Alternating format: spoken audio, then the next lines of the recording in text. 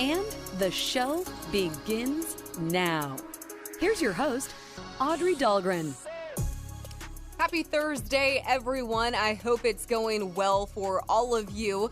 We have an awesome show today in this hashtag Throwback Thursday show. I want to share a memory that popped up on my Facebook page. Yesterday was the anniversary of Title IX, and it's so important to celebrate this day and what it means because so many women and young girls' lives would be so different without it.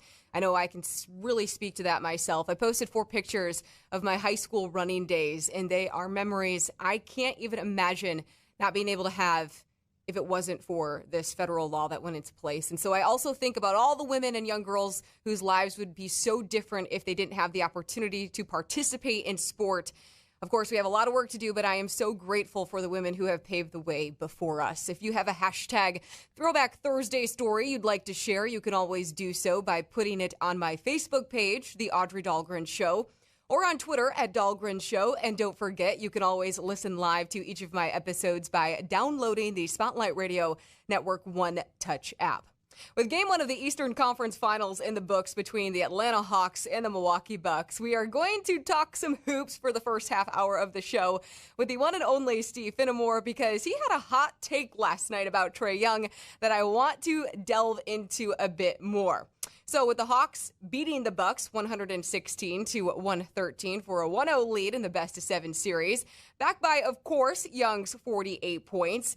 He had 25 by halftime, and he also had 11 assists and 7 rebounds. And the one play that you're going to see over and over again for at least the next 24 hours, or maybe even the rest of the postseason, is in the third quarter, he had more than 3 seconds, I'd say, to set himself up behind the arc with no Bucks player around, and he legit shimmied his shoulders before shooting the three, which, of course, was nothing but net. That's why Steve Finnemore is on with us now. And Steve, what did you think when you saw those theatrics by Young? Hey, listen, before we get to that, I got to mention a couple of things. Forget Anthony Davis of the Los Angeles Lakers. You're the real AD, and I'll be calling you AD from now on. And number 2, when you just mentioned Title IX, it brought almost a tear to my eye because it's so important that you talk about that topic. You know, my 2 best friends, the 2 most influential people in my life is my 22-year-old daughter, Taylor, and my wife, Mary. And I'll tell you right now, we're talking basketball. Becky Hammond, the assistant coach of the San Antonio Spurs, should really be hired by one of these NBA teams with 5 vacancies. Someone needs to take a chance on her. So I'm happy you're talking about Title IX, Audrey, and please do me a favor. Don't ever stop talking about it. I won't, Steve. Yeah, it's something that, I touched upon it briefly at the beginning of the show, but I would not be in the position that I am today if it weren't for that. And I know that there are so many women out there and young girls who feel the same way because of what transpired and for those who have come before us and kind of set the tone. And so I really appreciate that. I do. Oh, I mean, Audrey, when it comes to sports especially, people like you, Alex Sims, Lisa Byington, Doris Burke, I mean, it's so refreshing to hear you guys talk sports. You guys are smart. You guys got knowledge. You know, you listen to these old curmudgeon, guys talk about it. You're like, no.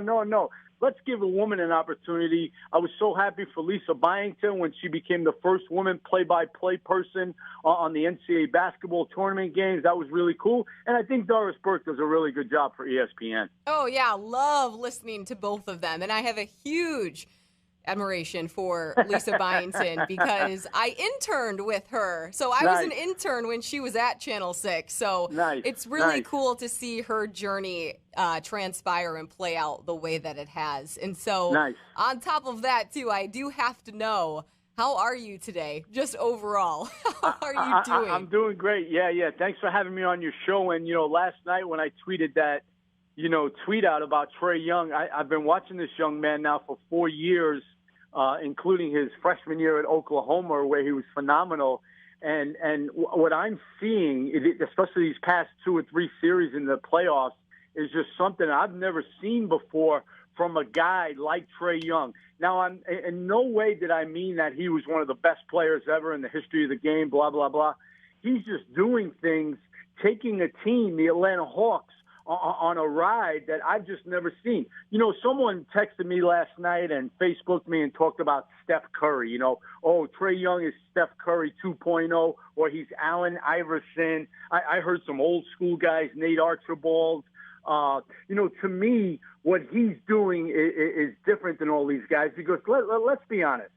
Steph Curry had 4 to 5 future Hall of Famers surrounding him on the court. It made the game a lot easier for Steph compared to Trae Young, where things are really hard for Trae Young, and all he keeps doing, Audrey, is improving each night we see him. Absolutely. And going off of that a bit, you know, you did have that post on Twitter about Trae and his performance. And it kind of was a hot take because you mentioned how you brought up the comparison game, and you just mentioned all those references just a bit ago with other people kind of texting you. And you said there is no one that you think that you could compare him to. So why? I mean, I think you just mentioned it, touched upon it, but is there anything else as to why? Absolutely. Here's the deal.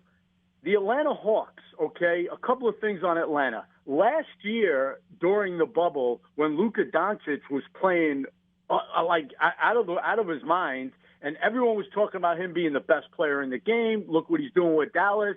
And then people were also throwing in, do you think the Atlanta Hawks would like to have that trade back? Because, Audrey, in 2018 on draft night, when Doncic and Trae Young were drafted, they were traded for each other. So people were saying, do you think the Atlanta Hawks would, you know, change their mind and not trade Luka Doncic? You go 1 year fast forward, people are saying, now, wait a minute. Maybe Atlanta didn't make a mistake by trading, you know, Luka Doncic away. And look at Atlanta's players right now. No disrespect to anyone. I really don't want to. See, this is the problem with comparing sometimes. You devalue the other person or the other team. I got to be honest. No one outside of Atlanta, outside of being an Atlanta Hawks fan, could have named you 3 Atlanta Hawks probably about 2 months ago or 3 months ago. I mean, let's remember now. Atlanta got rid of their coach. They were 12-20 at one point this season. Nate McMillan, who was fired by the Indiana Pacers, came in. So what separates Trae Young with all these other guys they're trying to compare to, what he is carrying on his shoulders now is incredible. I mean, people were talking last night, Charles Barkley, Kenny Smith, oh, Drew Holiday from Milwaukee is going to get physical with him. He's going to body him up. He's going to make it hard on him. All Trae did was go out and score 48 points last night and have 11 assists. So he, in my eyes, there's no comparison to Trae Young in terms of that position. Yeah, no big deal. 48 points, cool as a cucumber. Didn't I mean, Audrey, come on. Last night I saw a note. He's the first NBA player in NBA history with 45 points and 10 assists in a conference finals game. Here's a guy who's 22 years old. And, you know, next time ask someone, can you name 3 guys in the Atlanta Hawks and see what they say? Yeah, no kidding. No, I mean, and I totally agree with you on the comparison thing, whether it's anything in life. I don't think you can't compare. Everybody's different and individual and has talents in their own ways. And so I am 100% in agreement with you when it comes to this whole comparison game. It's fun. People like to do it because it gives them something to talk about. I get it. I mean, Audrey, I'm guilty of it. I do it all the time. We do it with movies. We do it with food. We do it with, you know, teens. I get all that. And one more thing about Trae Young. In all my life, I've been a New York Knicks fan for 50 years. And the only other villain New York Knicks fans ever had was Reggie Miller of the Indiana Pacers. And that was back in the 90s. A couple of series ago when the Knicks played the Hawks and the Hawks beat them 4-1, I never saw so much hatred for an opposing player in Trae Young. I mean, they were spitting on him. They were throwing bottles at him. They were cussing him out. It was really, really sad that Knicks fans stooped to that level. So when you could become a villain in New York City, you know you're doing something right. Well, this goes off of that a little bit. So after the game, I found this to be intriguing. He said that ever since he was in middle school, he's loved playing on the road. He said he loves playing against the opposing crowd and the opposing team because it feels like he's just with his team. It's just them in the building together, and it really brings them together. And apparently, that is the case, because the story that you just spoke to, and obviously what happened last night, and just other performances too, throughout the season that he's had. But I thought that was a very intriguing comment for him to make. Ever since middle school, he's loved playing on the road. Well, usually Knicks fans are intelligent, or I like to say New York sports fans are intelligent, but they get a little too over the top sometimes. And I found it really, heartbreaking that they would treat Trae Young like that. I mean, they were chanting, a cuss word, Trae Young. It was really sad. And to me, when Steph Curry had a great game at Madison Square Garden and the late Kobe Bryant had a great game at Madison Square Garden, the fans were standing up and cheering for those guys. And I don't know what, and I'm trying to figure out what Trae Young has done to tick the Knicks fans off. But maybe it was the 32 points that he scored in Game 1 at Madison Square Garden. So the Knicks fans, they thought they were going to beat the Hawks. They thought they were going to beat the Hawks that series. Atlanta went out and beat them 4-1. So I just don't get the hatred for him. I love him. He's become one of my top 5 players in the NBA. Yeah, he just has this confidence to him, Steve, this aura around him. And I think that's one thing a lot of people, too, like to hate on people who are confident. And you know what? Here's a guy who played 1 year of college basketball. He had 4 or 5 games in the 40s for Oklahoma. Steph Curry played three years in college. He made a great run with Davidson. And, you look at guys like C.J. McCollum, Dame Lillard, John Morant. A lot of those guys come from small schools. He went to Oklahoma, big-time conference, big-time team.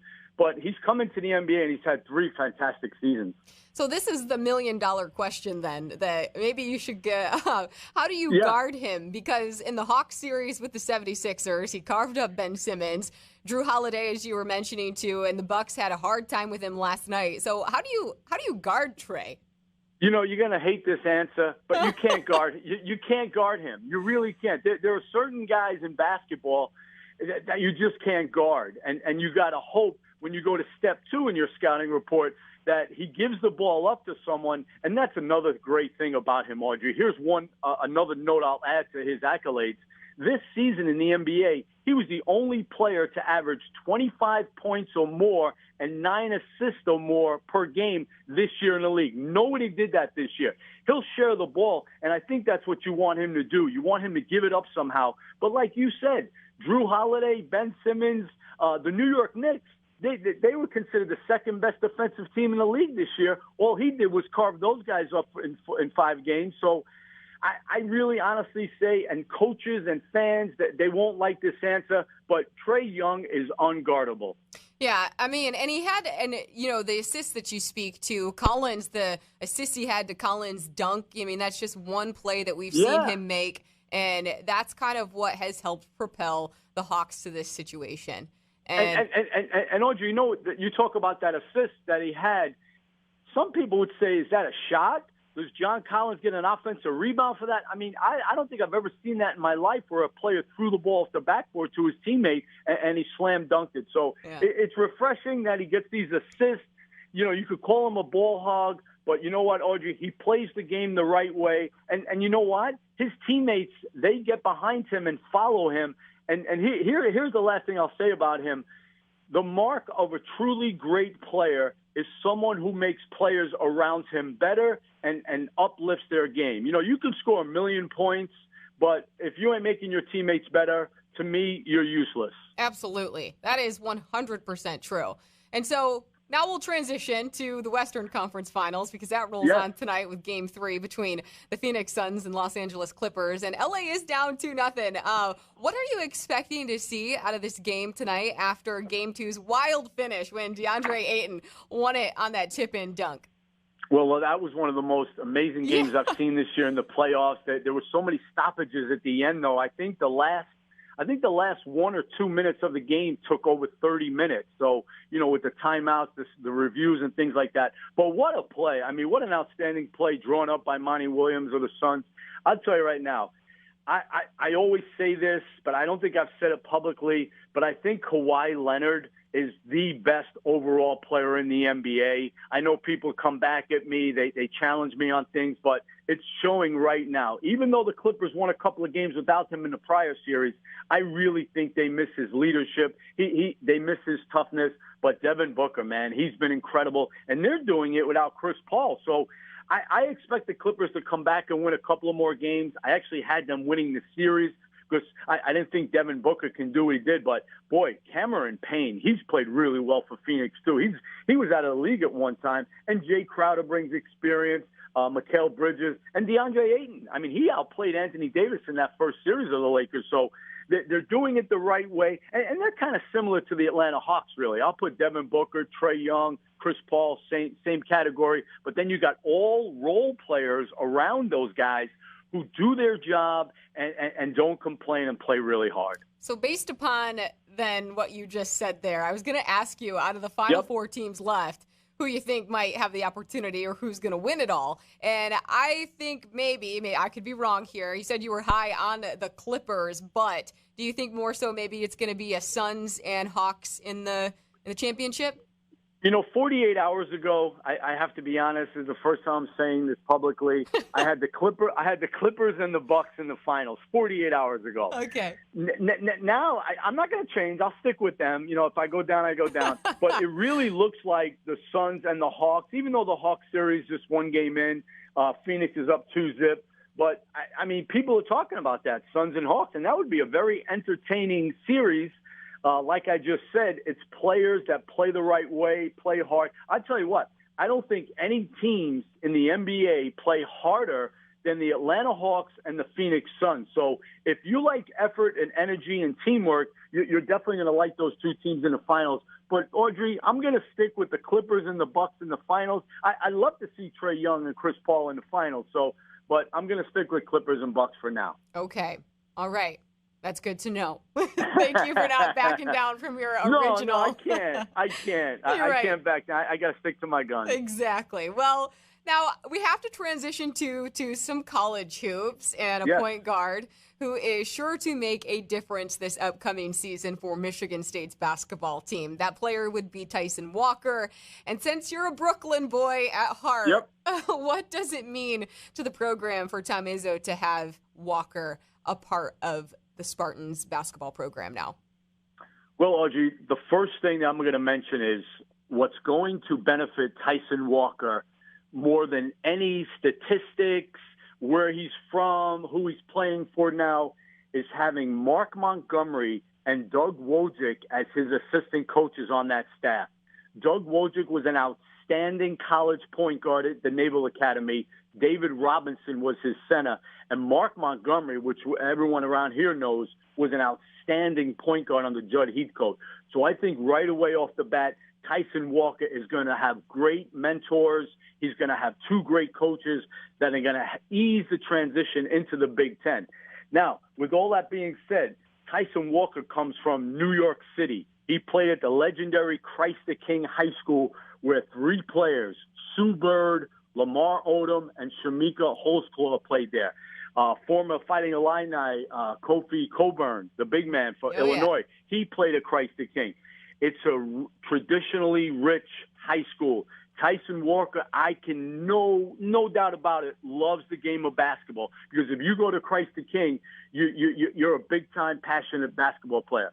I think he's a tough kid coming in. He's already played against big-time schools. He's played against North Carolina. He's played against Georgia. He's played against Syracuse, West Virginia. Audrey, I got to be honest. In today's basketball game, I think we put too much emphasis on 3, 4, 5-star recruits. I think Walker was a 3-star recruit coming out of CK. He went to Northeastern. And here's one thing. How will he respond to Tom Izzo? Okay, Tom Izzo, as we know around here, he's tough on his players, especially his point guard. I think one of the most important things is when Tyson Walker gets yelled at in practice, which you've seen a lot over the years. Some players could take it, some can't. If Tyson Walker has thick skin and can take Tom Izzo's, screaming, yelling, coaching up, he's going to be fine. Well, and you know this, just as everybody else does who's immersed in it all, is that the point guard position at Michigan State is an extension of Tom Izzo on the floor. And so you have to be able to, work well with him. And as you mentioned, the response aspect is going to be huge. Yeah, there's no question. I mean, a lot of times, I always think about this, Audrey, and give this a moment to think about.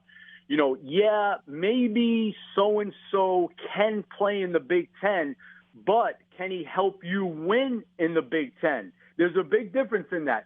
I loved Foster Loyer. I really, really love him. I hope he does well at Davidson. He's playing for a great coach. But Foster Loyer played in the Big Ten. We all said, okay, maybe he can. But did he really help Michigan State win in the Big Ten? Audrey, I always say about players, you can recruit them for 4, 5, 6 years, but once they get to campus, you can never really do an autopsy on a kid because you just don't know what he's made of. And that DNA is so important in today's day and age. Well, going off of that, too, obviously one of the incoming freshmen, Jaden Akins, who is a point guard as well, we were able to speak with him about a week ago in terms, when it comes to his transition, now that he's been here for a couple of weeks, going through workouts with the strength and conditioning staff and just Izzo and the staff in general. And he was mentioning how he's learning a lot from Walker. And so how instrumental can that be for a player such as Akins to come in, even though, as you mentioned, Walker has a lot to learn about Michigan State's program and, working with Izzo, but how can that be beneficial, too, for Michigan State? Audrey, I think what's really important is Tyson Walker's age. He's not 17 or 18 coming out of high school or coming out of prep school and just stepping foot on campus, and he's going to be like deer in the headlights. He's going to be a good leader. He's going to be a good teammate. I think being a great teammate in high school, college, and pro is very underrated. It doesn't get talked enough about. I'm sure they're going to help each other. I hope the returning Michigan State players take Tyson Walker under their wing and help him with things. You see that quite often at Michigan State. Matter of fact, the past 10 to 12 years, you've seen it with guys like Denzel Valentine, Keith Appling, Cassius Winston, Tum Tum. When a new point guard comes to town, new kid on the block, you can say, the guy who was there the year before helps him along. And I think that's really important. When you go to a practice, Audrey, the next time you go to cover the team, take a look on the sidelines. Everybody likes to look at the action going on in the auxiliary gym, the up and down play. But take a look at the sidelines where a guy is helping another guy along, especially if a guy makes a mistake. So Tyson Walker, I think, is going to help Akins. I think Akins is going to have a tough go of it, kind of like Rocket Watts did, because it's not easy, like you said. I mean, think about the shoes you have to fill as point guard at Michigan State. Magic Johnson, Scott Skiles, Mateen Cleaves, Drew Neitzel. I mean, you can go over and over the great point guards. It's high expectations. But I think Walker's going to be fine, and I think in the long run, Akins will be fine. But getting back to it, Audrey, it's all about how you deal with adversity and someone trying to coach you up like Tom Izzo. Yeah, and a lot of people are excited to see how all this is going to transpire come this season. Well, Steve, thank you as always for your perspective. Awesome stuff. I hope you have a great rest of the day, and I know that I'll be talking to you soon. Hey, Audrey, keep up the great work. I'm excited for your show, and good luck with everything. Thanks for having me. All right, Steve, that's Steve Finnemore, ladies and gentlemen. Awesome perspective. Well, we've got to take a quick break, but when we come back, I'm going to have a special guest in the studio, and he also has a special trophy to not only tell us about, but show us. Thinking of a new air conditioning unit for your home? Hi, Peggy Doty with Doty Mechanical. A new Carrier high-efficiency AC unit will lower your energy usage and increase your home comfort. Current Carrier Cool Cash offers and available utility rebates mean your savings have never been better. Call Doty Mechanical today at 327-7777 or visit us at dotymechanical.com for your free estimate. For heating and cooling, the names to know, Doty Mechanical and Carrier. Turn to the experts. Facebook really wants you to buy stuff while you're scrolling through pictures of all your high school buddies. Social Network says Shops is headed to WhatsApp and will enable businesses to present their entire shop within the messaging app. In addition, shop ads are going to start to get personalized and will display items based on people's individual shopping preferences and past behaviors. On Instagram, Facebook is going to start testing an AI-based visual search shopping feature. Apple is reducing the free trial of Apple TV Plus with the purchase of a new Apple device from a year to 6 months. Fans of Stranger Things can now check out the Starcourt Mall virtually. Roblox is making the central location of the hit Netflix show a playable location in their online game. Mini-games based around the show will reward players with Stranger Things-themed items like a Scoops Ahoy costume or Eleven's headgear. Tech Report, Larry Olson, NBC News Radio. Live across the Great Lakes State, you're connected to Michigan's most engaging and influential radio and television program, Michigan's Big Show, starring Michael Patrick Shields. Great to be with you, Michael Patrick. You're the show I would want to be on. Forget those other ones. Michael Patrick, it's always a pleasure to be on the air with the King of the Airwaves. Thanks for having me on again. That's a very good question. Those are all great questions. Good morning. Thank you. Michigan's Michael Patrick Shields. The White House admits it may not reach President Biden's goal of getting 70% of the adult population partially vaccinated against COVID-19 by July 4th. Meantime, Dr. Anthony Fauci is sounding the alarm over the rise of the Delta variant. The Delta variant is currently the greatest threat in the U.S. to our attempt to eliminate COVID-19. Dr. Fauci says 20% of all new cases in the U.S. are from the variant first found in India. That's double the rate from around 2 weeks ago. It's been a month since the FDA cleared the COVID vaccine for teenagers, yet most are remaining on the sidelines. 14-year-old Angelina Allegrini got the shot, and she says the key to vaccine outreach among kids her age is social media. Social media probably is a big influencer. Health updates, Sarah Lee Kessler, NBC News Radio. I'm Tony Cuthbert with your Spotlight Sports Update. The Tigers wrapped up a 2-game sweep of the St. Louis Cardinals with a 6-2 win at Comerica Park yesterday. Jonathan Scope had 3 RBI, including a solo homer for Detroit. Starter Matt Manning collected the first win of his Major League Baseball career after surrendering 2 runs on 5 hits in 5 2/3 innings. Detroit continues their homestand tonight as the Houston Astros visit for a 4-game set. Pistons guard Jeremy Grant has been selected as a member of Team USA basketball for the upcoming Summer Olympic Games in Tokyo. According to The Athletic, Grant will join a roster of current NBA players, including former MSU standout Draymond Green and former Piston forward Chris Middleton. Team USA has already qualified for the Olympics, which begin on July 23rd. And the Hawks topped the Bucks 116-113 in Game 1 of the Eastern Conference Finals. Welcome back to the Audrey Dahlgren Show. It's my team. It's my quarterback. The Spotlight Radio Network. This past year has been an incredibly tough one for the whole athletic community due to the loss of so many of its legendary and wonderful coaches. It started in November of 2020 with the passing of Mike Smith. Then in December, longtime assistant football coach at Hull and Grand Ledge, Jack Rarick, passed away at the age of 65. And of course, most recently, Rupert Rocky Schaaf. But today it's all about remembering these men and sharing how their legacy is going to live on in the community. And there's no better person to join us in studio today for this than the Rams' current football coach, Chad Falk. So Chad, thanks so much for coming into the studio today. How you doing? Good. Thank you. It's fun. I haven't been down here in a while. There's construction and people. It's fun. Yeah, isn't it kind of nice to see life coming back again? Yeah, I had to remember how to park at a meter or park, and do those things. Yeah, I know. It is pretty interesting. It's nice to see, though. And as you mentioned, too, this so far, this point in the year has been a lot different for your team than it was at this point last year. Very much so. Last year at this time, we didn't know if we could work out. And our district was, we were very cautious. So we were getting shut down, not being able to work out. At this time, we were only doing virtual workouts and sending things to kids. And we went months without seeing them, and then we start football, and then we stop football, and we start again. It's been way less challenging and a lot more fun. We'll put it that way. Yeah, and you're actually getting to be together again to form that bond and relationship, really the stepping stone that paves the way for your season. Yeah, absolutely. I mean, when we talk about Coach Smith.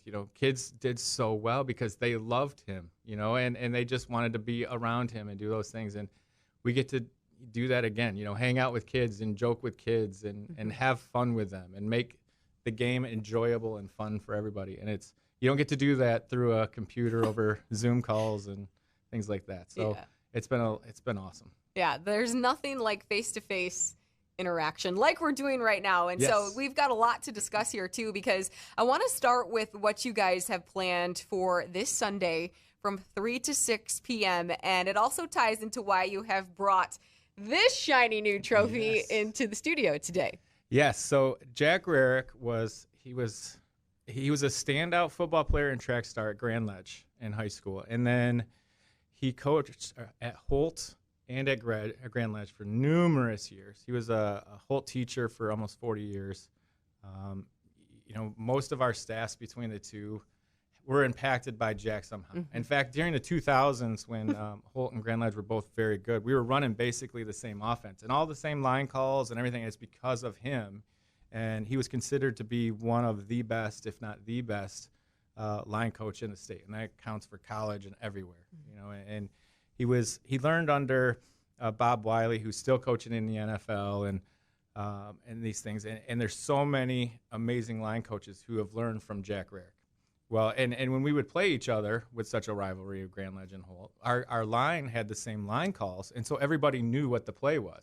And so the game is always really, really tight just from him going back and forth. And so when he passed, this past year, it was really hard on both communities. Mm-hmm. We still have a lot of coaches on both sides that are huge friends and basically family to him, And so we knew we wanted to do something special for him. And when Matt Bird was here, we'd always talked about having a traveling trophy between Holt and Grand Ledge, but didn't really know what to do, because that's a special rivalry to everybody. And we didn't know what to make it. Unfortunately, with the passing of Jack, it kind of fell into the place of, hey, that's something that we could both rally around. And so, Jack would always talk about, packing your lunchbox and going to work and, doing that man work of being a lineman. And nobody wants to do it, but we do it. And plus, he was also one of the greatest eaters I've ever seen in my life. Really?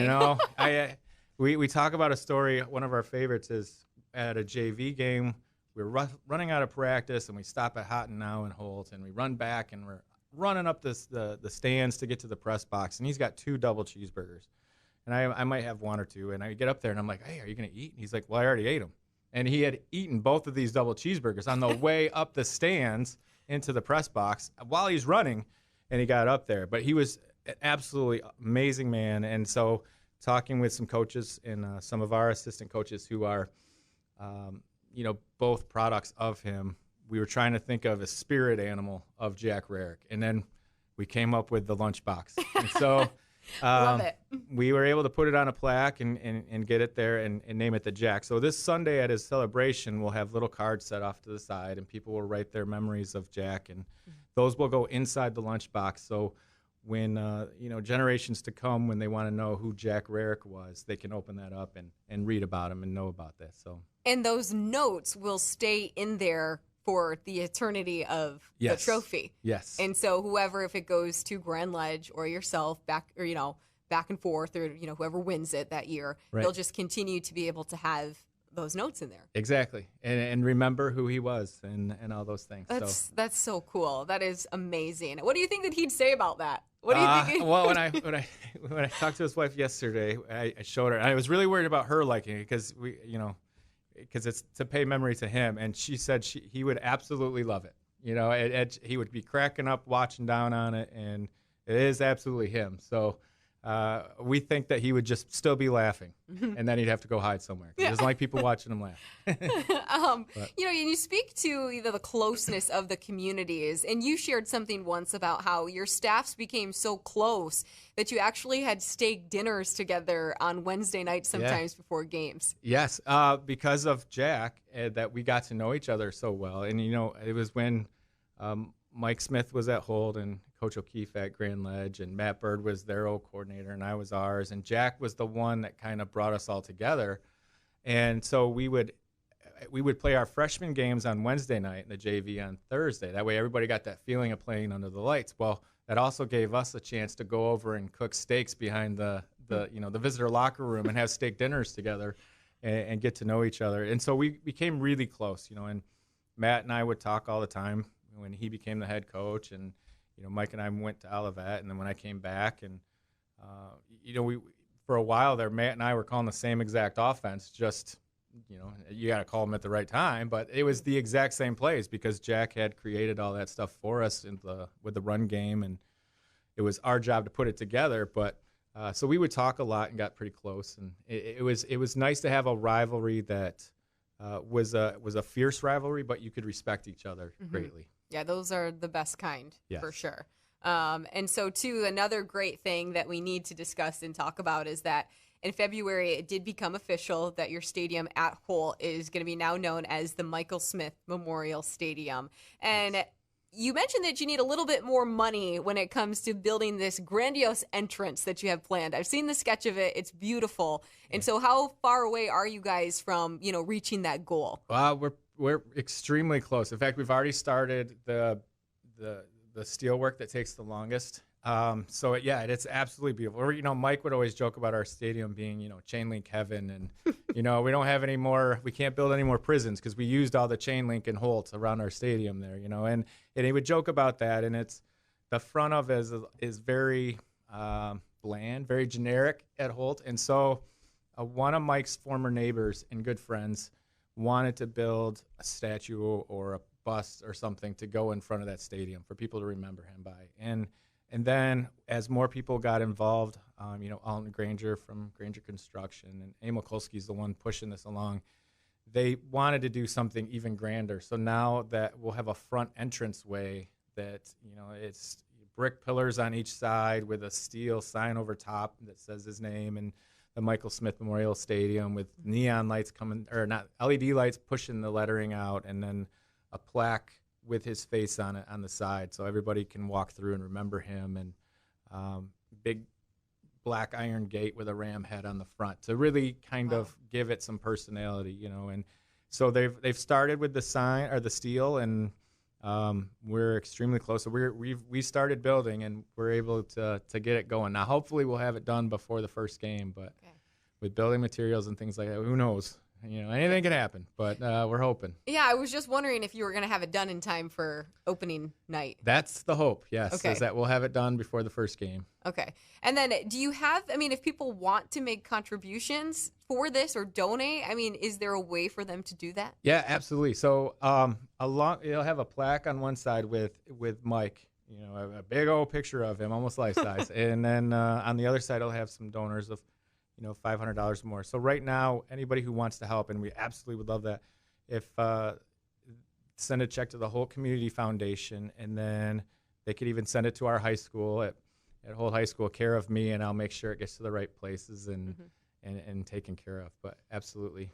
And the other great thing that has been started too in his memory is the Mike Smith Athletic Foundation, just as another way to honor Mike. And I think that he would love this part of it, just because of what it's doing. It's a nonprofit that's going to carry on his legacy, of course, by providing scholarships to eligible student athletes in all of the districts that he was a part of: Holt, Everett, Dansville, Eaton Rapids.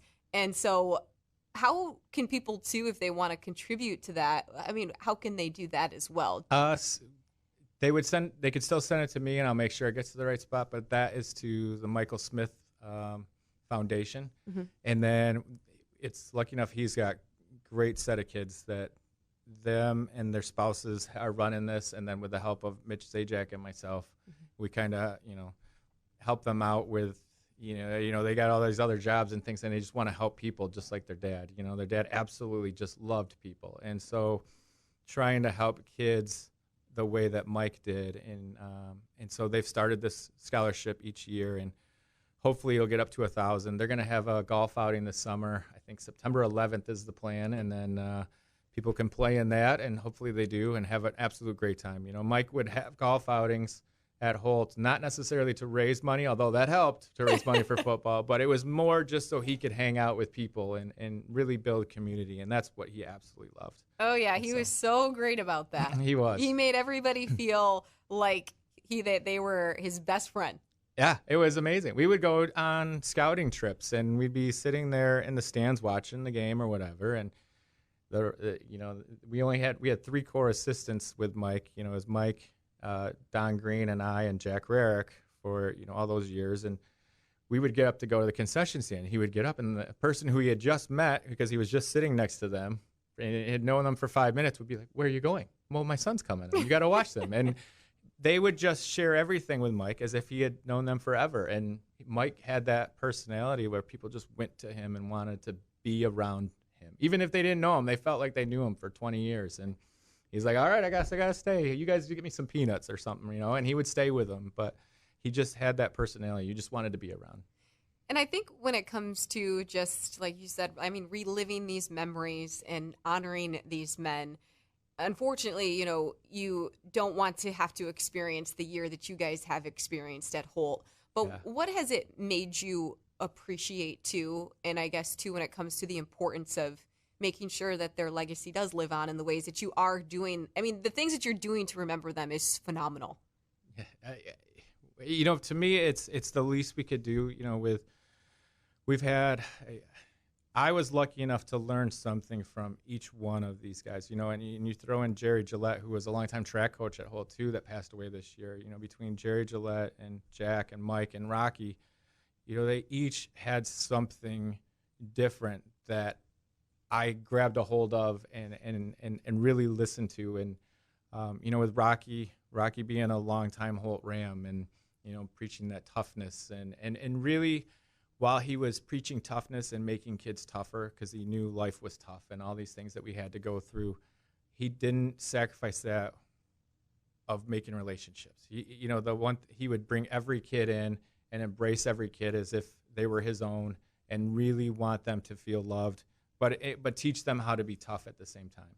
And learning that from him, because he was my head coach in football my junior and sophomore years and freshman years, and then Mike came in my senior year. Being able to watch that from him and then coaching at the same place as Rocky and learning from him, and then learning directly under Mike and Jack of the same way of just building those relationships and helping kids be the best that they could be and just inspiring them and having absolute fun in what you do. Because, one of my favorite stories were at graduation, and it was the first time they announced that it was the Michael Smith, Memorial Stadium at our graduation this year. And I'm sitting next to my wife because she's a teacher in the district and our resource teacher. And I'm sitting there and I'm realizing, looking at the sky and all this stuff and why that place is my favorite place, just because all your worries go away when you see the sky and all this stuff. And my favorite memory of Mike was we were at our old stadium, and it's a very close game.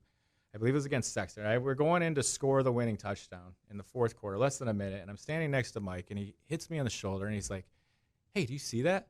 I'm like, What? And he's like, "The moon.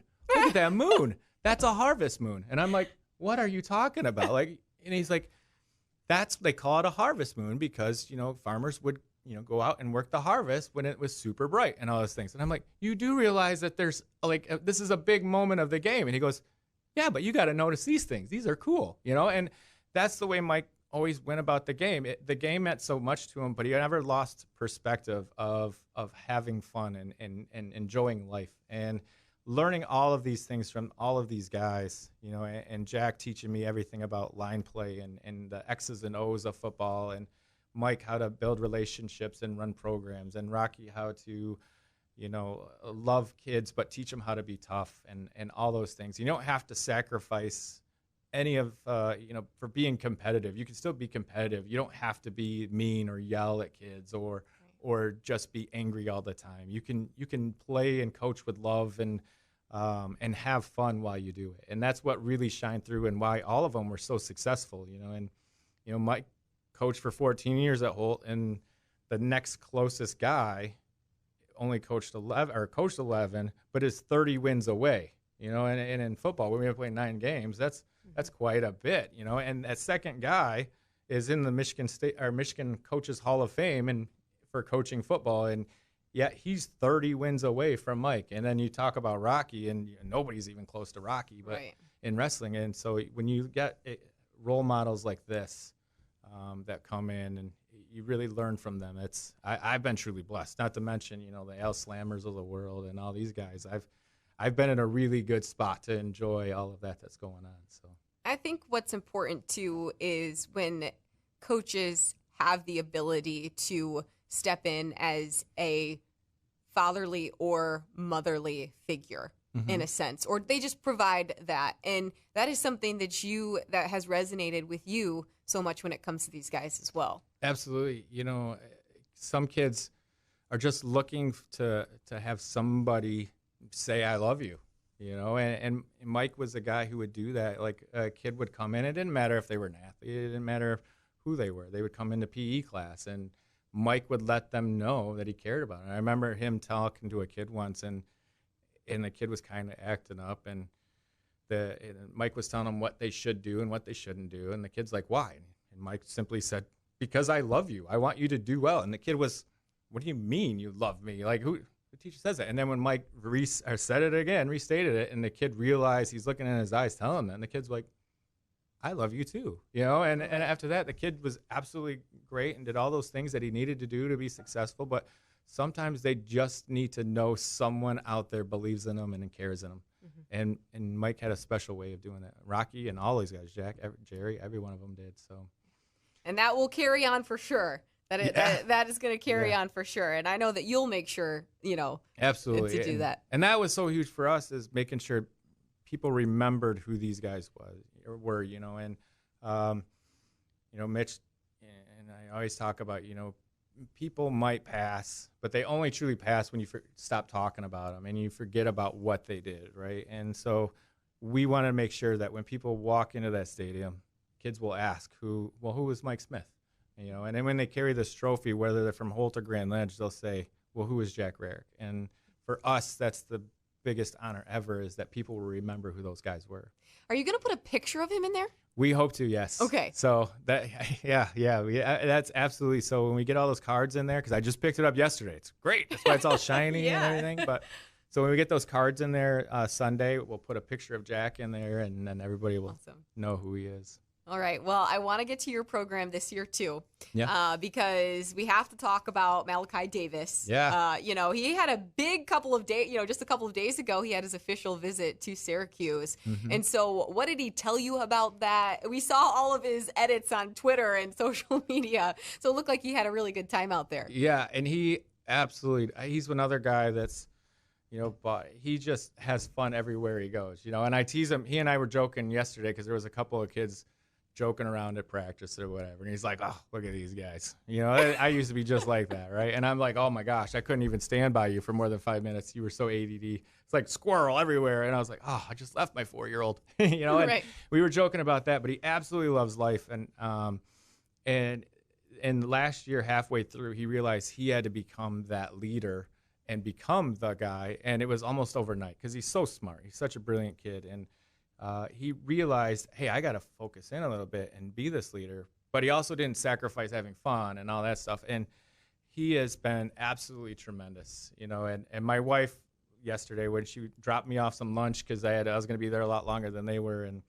and Malachi walks by and comes back, and he waves to her. She goes, oh, I could just kiss his face. He's so wonderful, And that's the same thing out of Syracuse. He loved the coaches. He didn't get to visit there before he verbally committed, but just talking with the coaches on the phone really felt a connection with them, and that's what made him love Syracuse. And he wants to be a lawyer. He did the recruiting the right way, where a lot of kids will get caught up in the glitz and glimmer of, because people like to be wanted, right? And so they'll go around to whoever's looking at them and wanting them the most or whatever, but they don't worry about themselves and do look out, well, I want to do this when I'm in college. Does this school have this program that I want, right? And he did it absolutely the right way. He wants to be a lawyer, and, he's looking at some schools, and he's like, well, they don't really have that great of a law program, so maybe I won't like them, But he did it that way. Syracuse, lucky enough, has a great program and law program there and all that stuff, and he loved the coaches. So when he went out to his visit, absolutely loved it. Had a great time. But, him watching him today work with 7th graders as if he was a coach for 20 years and really embracing what it meant to be like a big brother to these kids is phenomenal. He could have easily gone the other right. Well, I'm I'm too big of a name to do this, right? And he doesn't care. He just wants to go in and teach kids and leave his legacy in our program of being that guy that set us on a certain path. And I couldn't be more proud of him. Yeah, and he is leaving his mark because he is the first player from Holt's football program to earn a Power 5 scholarship. Yes. You guys have had walk-ons that have went on to play in the Big Ten, but he is the first guy who has had an official scholarship to a Power 5 conference. I know, and it seems crazy. All the guys we've had go play places, and we've had walk-ons, we've had a lot of MAC guys, but he is the first one to actually be offered that full scholarship. So and I couldn't ask for a better guy to get it too. I mean, he's phenomenal. What are your expectations then for him this year? It's so tricky because now everybody knows him, and they're going to be. So it's. I expect him to do really, because last year was his first year ever playing defensive line, and that's what everybody loves him. And he plays it for 1 year, and he's Dream Team All State at defensive end. So I expect the world of him just because of he's got a year under his belt playing that spot, but. On the other hand, he goes both ways and plays offense and defense and leads both ways, and he does get tired, but he never quits, and he never lets the guys around him quit. So I expect us to be pretty well. We're returning a ton of guys from last year, but our schedule is also super tough. Mm-hmm. When you got to go, Caledonia week 1 had they barely lost to Mona Shores in the playoff. In fact, lose it in the last minute of the game against them, and then we go to Mason to play for that shiny thing there. And then we haven't played in a very long time. They've had some excellent years the last couple of years. And then we get to play, DeWitt, who's not too shabby, and bringing everybody back. And, East Lansing, Grand Ledge for this. I mean, our schedule is just so brutal. We get to go to Portage Northern. Who, when we played them last year, they're number 4. Hopefully we do well. We're just trying to make sure we win a couple of games in here and have fun. It's great having fun as long as you're winning. Yeah. If you're having fun and losing, it's not as much fun. It's definitely, going to be a gauntlet of a schedule for you guys. Yeah. But it should be great, a great test. And, speaking of this Cedar Street rivalry with Mason, I know we had Gary Houghton in here about a week or so ago, and he was mentioning how excited he is to renew this thing. And so how excited are you, to get this going again? I am very excited. Me being a Holt kid, in fact, my kids now are 6th generation Holt students, which is awesome. And so we've been around a bit. But even when I played in the early 90s and mid-90s, we would scrimmage against Mason, but we would never play. And we knew of a trophy and knew of a rivalry, but we never saw it. And then we actually found the trophy a few years ago, and we're always trying to renew it somehow. And we are over the moon on being able to play for it again. Just, seeing pictures from the 70s of their athletic directors holding this big trophy that make them look little guys, we're like, oh, they must be like 5 feet tall. And then you see the trophy, and that's a good-sized trophy. Yeah, and it's massive. Yeah, and so it'll be fun for the kids. When you get to the playoffs, you earn some hardware. But anytime you have a trophy game, it's a little bit more fun. And so it'll be really exciting to play for that again.